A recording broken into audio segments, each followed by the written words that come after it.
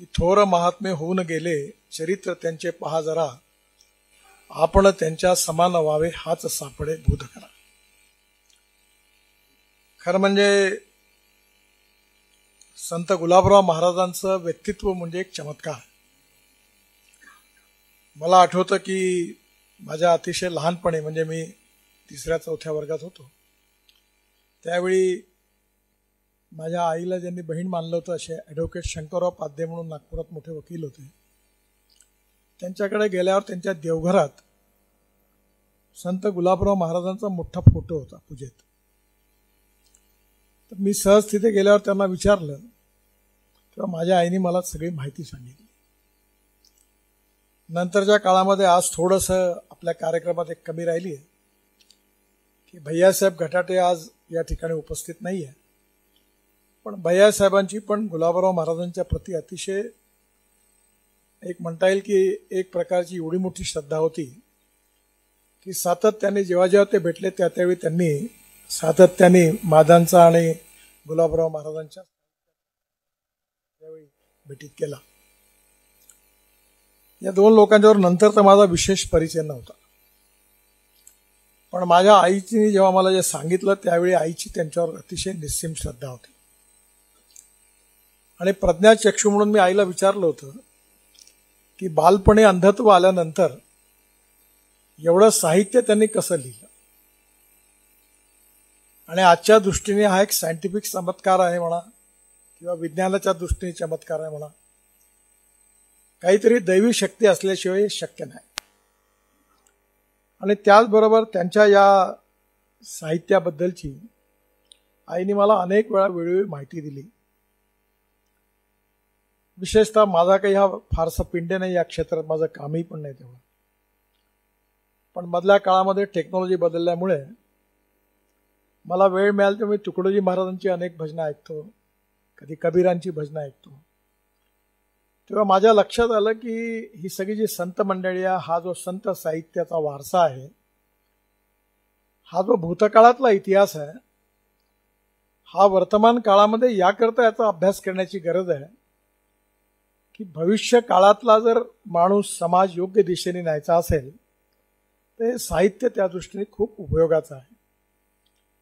हे समाजपूरक आहे आणि आपली ताकद सगळ्यात मोठी जी आहे ती इतिहास संस्कृती आणि त्याच्याबरोबर सगळ्यात महत्त्वाचं म्हणजे आपलं स्पिरिच्युअल सायन्स, अध्यात्म आणि संत वाङ्मय.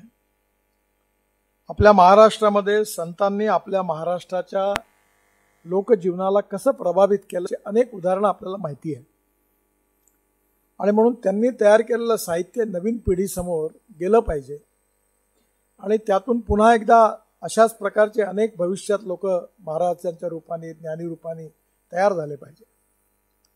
आणि ज्ञान ही खूप मोठी गोष्ट आहे.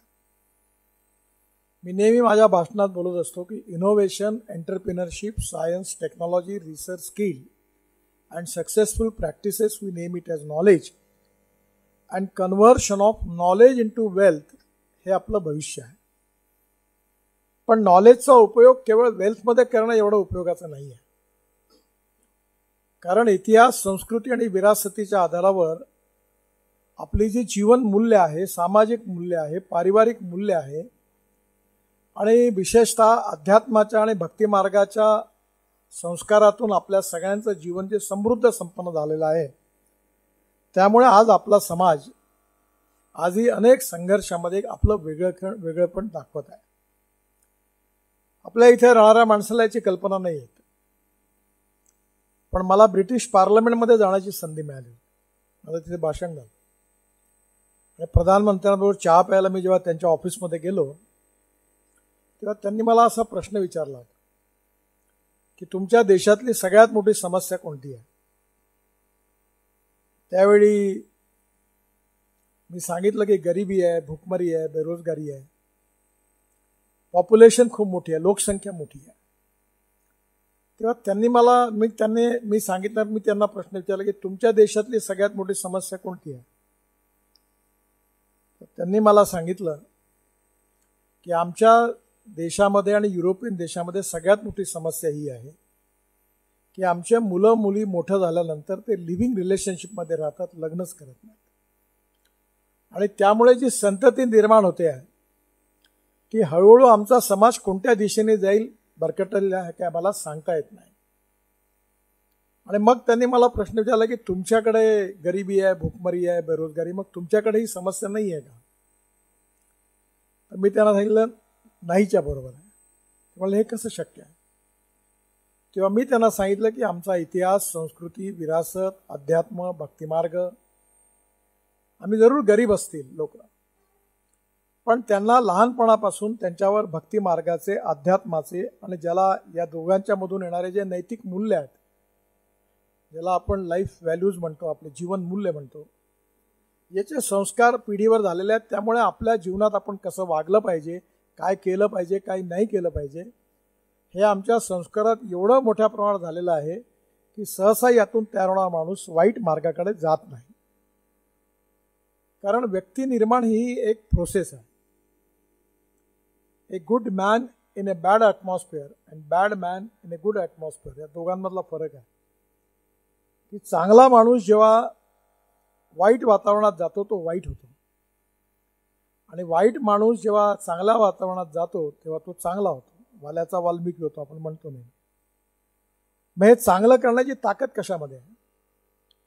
ही ताकद आहे आपल्या एवढा मोठी ही जी ज्ञानाची एक प्रकारे संपत्ती आहे, संस्काराची संपत्ती आहे, जी आपल्या साधू संतांनी आपल्याला दिलेली आहे. ज्ञानेश्वर महाराज असतील, तुकाराम महाराज असतील, गुलाबराव महाराज असतील, संत गाडगे महाराज असतील, गजानन महाराज, प्रत्येकाच्या त्यांनी जे विचार लिहून ठेवलेले आहेत त्याचा भावार्थ खूप मोठा आहे. आणि या भावार्थ ज्यांना समजलं त्यांचं जीवन बदललेलं आहे. आणि मग हे प्रबोधन, प्रशिक्षण आणि संस्कार, लोकप्रबोधन, लोकशिक्षण आणि लोकसंस्कार, या तिन्ही पद्धतीचा संबंध जो आहे तो शेवटी या संतांनी आपल्याला मार्गदर्शन दिलेल्या विचाराशी आहे. आणि मला या विषयावरचा तेवढा अभ्यास नाही आहे, पण माझ्या आईवर माझी खूप श्रद्धा आहे. आणि मी जे काही झालो ते माझ्या आईमुळे झालं. आणि त्यामुळे तिने लहानपणी मला जेव्हा हे सगळं सांगितलं त्यावेळी ती एका याच्यात मादानला पण एकदा मला कुठेतरी आठवतं की मी खूप लहान असताना एकदा आलो होतो. आता माझ्या लक्षात नाही येते, पण एलिशपूरला माझे एक मामा राहायचे, शाळेत शिक्षक होते, त्यावेळी केव्हा तरी आम्ही तिकडे आलो होतो. पण त्यावेळी आज माझं वय आजपर्यंत 55 वर्ष, मी 10-12 वर्षाचा असेल, त्यामुळे मला लक्षात नाही आहे. पण मी जरूर येईल दर्शनाला. हा कार्यक्रम तिथे केला असता तर जास्त संयुक्तिक झालं असतं, पण माझ्या वेळेचा असा स्थिती आहे की मी आज खरं म्हणजे महाराजांचा आशीर्वाद आज पोहोचलो. मी अमेरिकेच्या पलीकडे ब्राझील देश आहे तिथे आलो, तिथून 16 तास दुबईला आलो, 2 तासानंतर रात्री आलो, झोपलो आणि सकाळी उठून मुंबईला आलो दुबईहून. आणि मुंबईला आज विमान वेळेवर होतं, पण नागपुरामध्ये एवढं वादळ सुरू होतं की कॅप्टननी मला येऊन सांगितलं की साहेब विमान तर आपण निघूया, पण मी आता ॲडिशनल फ्युएल भरलेला आहे, कदाचित विमान नागपुरात आपल्याला उतरवता येणार नाही कारण खूप वादळ सुरू आहे. तर तुम्हाला मी आगाऊ सांगायला आलो. माझ्या मनात शंका होती की आज या कार्यक्रमाला मी एवढ्या बोलवलं सगळ्यांना आणि मी हजर राहू शकतो की नाही, पण कदाचित गुलाबराव महाराजांची इच्छा आणि माझ्या आईची इच्छा असेल त्याच्यामुळे मी आज इथे या ठिकाणी थोडा उशिरा का होईना येऊ शकलो. पहिल्यांदी आईने मला नेहमी सांगितलं की कुठली गोष्ट करायची ती या कानापासून त्या कानाला कळली नाही पाहिजे. पण माझ्या जाती मी हे माझ्याकडनं केलं आहे असं सांगितलं गेलं. तुम्ही आता कार्यक्रम संपल्यानंतर माझं नाव घेऊ नका आणि मी हे छापलं कोणाला सांगू नका, नाही तर माझ्या आईच्या आत्म्याला त्रास होईल. मला नेहमी पटतं, मी अशा जेव्हा कामं करत असतो तेव्हा आई सांगते की आपण ते क्रेडिट घेऊ नये, कुठल्याही गोष्टीचं श्रेय घेण्याकरता धावू नये. मी तर राजकारणात आहे आणि माझा अनुभव चांगला आहे की जो श्रेय घेण्याकरता धावतो त्याला श्रेय मिळत नाही आणि जो धावत नाही त्याला मिळतं. आणि मी लोकांनाही सांगतो की तुम्हाला मला मत द्यायचं असेल तर द्या, नाही द्यायचं नका. तुम्ही माझ्याच हिशोबाने चालणार आहे, तुमच्या नाही. जे मला योग्य वाटलं ते मी करीन, जे नाही वाटलं ते नाही करणार. तुम्ही नाही दिलं मत तर चालेल, पण माझा आपल्या सगळ्यांचा आशीर्वाद आहे. पण आज समाजकारणामध्ये आपल्याला सगळ्यात जास्त आपल्या भक्ती मार्गाने आध्यात्मिक मार्ग जे आहे स्पिरिच्युअल सायन्स त्याची गरज आहे. कारण सगळ्या क्षेत्रातलं डिटोरेशन डायल्युशन खूप मोठ्या प्रमाणात. जसा पूर येतो आणि सगळं घेऊन जातो तसं हळूहळू ज्ञान देखील पुरात वाहत चाललेला आहे. आणि जगामध्ये आता इकॉनॉमिक पॉवर बनली आहे, आर्थिक शक्ती बनलेली आहे. पण आर्थिक शक्ती मिळाल्यानंतरही जर आध्यात्मिक आणि स्पिरिच्युअल सायन्समुळे भक्ती मार्गामुळे जर आपलं व्यक्तित्व आणि संस्कार हे जर चांगले नसतील तर घर बिघडल्याशिवाय राहत नाही. कारण अनेक वेळा लोक भेटतात की आम्ही गरीब होतो, खाण्याची सोय नव्हती, घरात गाडी नव्हती, खायला नव्हतं, एका खोलीत कसे तरी राहायचो, पण घरामध्ये आनंद होता. पण आता बंगला झाला, मर्सिडीज गाडी आली, बँक बॅलन्स तयार झाला, पण घरात कोणाचा पायपोस कोणाच्या पायात नाही आहे. सगळीकडे पैसे आले पण घर मात्र घरातला आनंद निघून गेला. घरातल्या आनंदाचा संबंध परिवारातल्या लोकांच्या व्यक्तिगत झालेल्या संस्काराशी, त्यांच्या व्यक्तित्वाशी, कार्यकर्तृत्वाशी आहे. आणि हे संस्कार आहे संत वाङ्मयातून, अध्यात्मातून किंवा जुन्या इतिहास, संस्कृती आणि परंपरेतून विरासत जी आहे त्यातून मिळालेल्या याच्यातून आपल्याला त्याचं जतन करून भविष्यातली पिढी घडवली तर त्या शाश्वत मूल्यांच्या आधारावर आपला समाज प्रगती आणि विकासावर जाणार आहे. पण एक गोष्ट मात्र खरी आहे की जे काल होतं ते आज नाही, आज आहे ते उद्या नाही. त्यामुळे मी धन्यवाद देतो नयना कडूंना, अलका आपला मनीषा कुथेंना की त्यांनी अभ्यास केला. पण आता जे युग आहे ते इन्फॉर्मेशन टेक्नॉलॉजी आणि बायोटेक्नॉलॉजी आहे आणि ते फार भयंकर मोठं आहे. म्हणजे मी जेव्हा आता जगात फिरलो तर तिथल्या लोकांना मला मी कोणत्या तारखेला कुठे काय बोललोय माहिती होतं. कारण सोशल मीडियामध्ये मला 25 करोड फॉलोअर्स आहेत. आता आज मी बोलीन त्या माझ्या साईटवर तर 25 कोटी लोकांपर्यंत पोहोचेल आणि मला 3 लाख रुपये महिना मिळतो युट्यूबकडून. कारण जेवढे लोक वाचतात त्याची रॉयल्टी मिळते. मी रॉयल्टी मिळण्याकरता नाही बोलत, पण त्याकरता माझी विनंती अशी आहे संस्थानाला की पहिली गोष्ट ही सगळी प्रकाशित झालेली पुस्तकं मी तुमच्या स्वाधीन करतो. माझा एक अनुभव वाईट आहे, लोकांना फुकट काही देऊ नये. कारण फुकट दिल्यावर लोकांना वाटतं यांच्याकडे हरामाचा माल आहे, यांनी आपले छापले पुस्तकं दिले आपल्याला. मी तसे दिलेले नाही. त्यामुळे तुम्ही याची योग्य ती किंमत ठरवा आणि त्या किमतीत लोकांना द्या तर ते 4 वेळा वाचतील. फुकटात मिळालं तर इथेच ठेवून देतील. कारण ही दुर्दैवाची सवय आहे लोकांची. किंमत मोजले. परवा आम्ही संत्र्यावर वर्कशॉप घेतलं. आम्ही स्पेनला गेलो होतो. तिथे एका एकरात 30 टन संत्र होतात, आपल्याकडे 4 टन होतात. आणि हॉलमध्ये कार्यक्रम ठेवला, वर्कशॉप. आणि मी सांगितलं 250 रुपये तिकीट ठेवा, जे येतील त्यांना त्या, बाकीच्यांना अलाव नका करू. 250 जरी असेल तरी लागेल तर 300 नाही 400 रुपये खर्च करू, पण तिकीट लावा. हे भाडोत्री लोक जसे राजकीय भाषण सभेला आणतात ना रिक्षात आपल्या बसेस ट्रकमध्ये भरून, ते कोणी भाषण गिषण ऐकण्यात इंटरेस्ट नसतात. ते खातात पितात आणि पळून जातात. मी म्हणलं हे अशा नका ठेवू, आपल्याला असे बाजार बनवून नाही पाहिजे. आणि तुम्हाला आजच्या वेळेस 650 लोकांनी हॉल पॅक झाला. 250 रुपये भरून 4.5 तास ऐकलं. इस्रायल संत्र्याची पद्धती कशी प्रेझेंटेशन आहे ते ऐकलं. मग आपल्या याची स्पेनची कशी आहे वाचली. मग आपल्या सगळे तज्ज्ञ होते आणि 4.5-5 तास सगळ्यांनी अध्ययन केलं आणि त्यांना लक्षात आलं की हे जर आपण अनुकरण केलं तर आपण एकही 25 टन संत्रा काढू, उत्पन्न वाढू शकतं. त्यामुळे प्रत्येक गोष्ट जी आहे त्याला कुठे ना कुठे थोडी बहुत तरी किंमत मोजायला लागली तर त्याला त्याचं महत्त्व कळतं.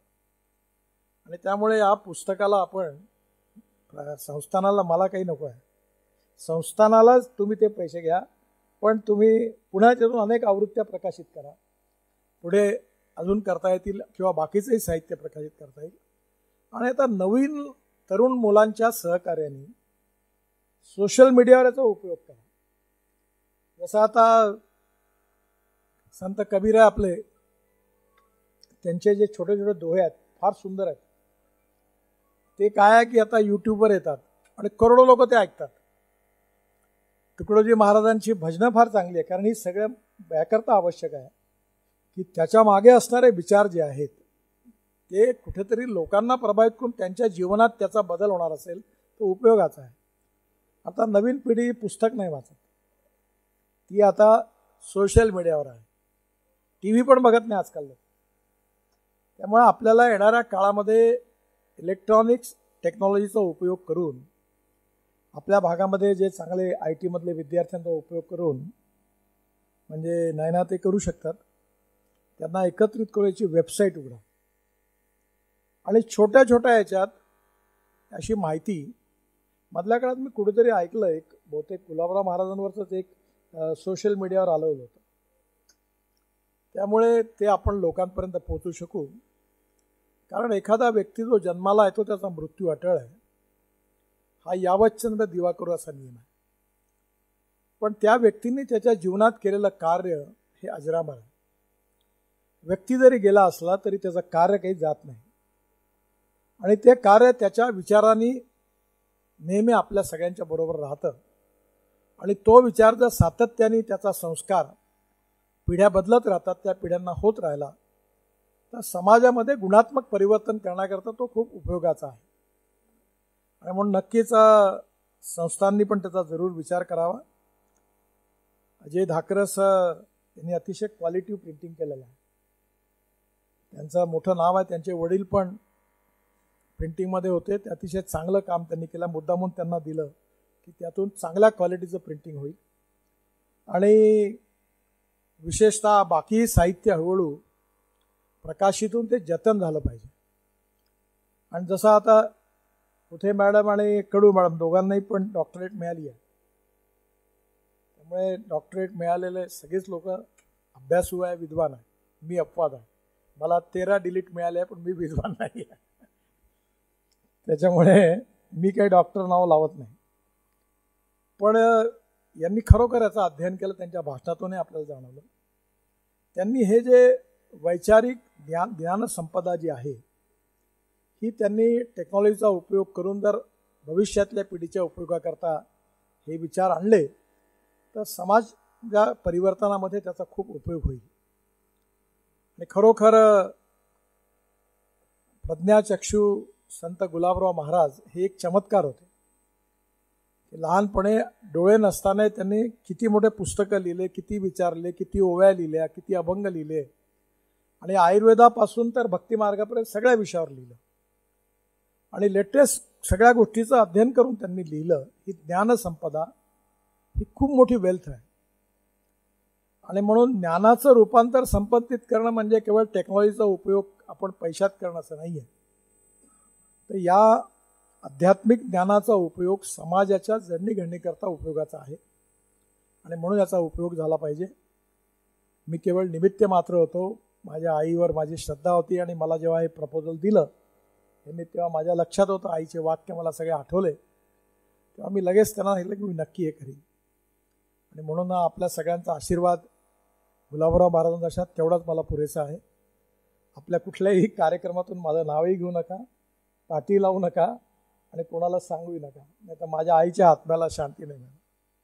हे सगळं महाराजांच्या आशीर्वादाने झालं. त्याला गोड करून त्याचा तो विचार समाज मनामध्ये किती रुतवता येईल, किती लोकांपर्यंत पोहोचता येईल, त्या दृष्टीने आपण काम करताचा अजून जास्त काम करता आलं तर अजून चांगलं होईल. ते समाजाकरता जास्त हिताचं होईल. ते कार्य आपण जरूर करावं आणि संत गुलाबराव महाराजांच्या आशीर्वादाने आपल्या सगळ्यांना यात यश मिळेल याचा मला विश्वास आहे. आणि आपले संत नेहमी म्हणायचे की विश्वाचं कल्याण हो. कोणीही संतांनी किंवा आपण असं करू पहिले मेरा कल्याण करू असं म्हणत, आपण म्हणतो विश्वाचं कल्याण झालं पाहिजे.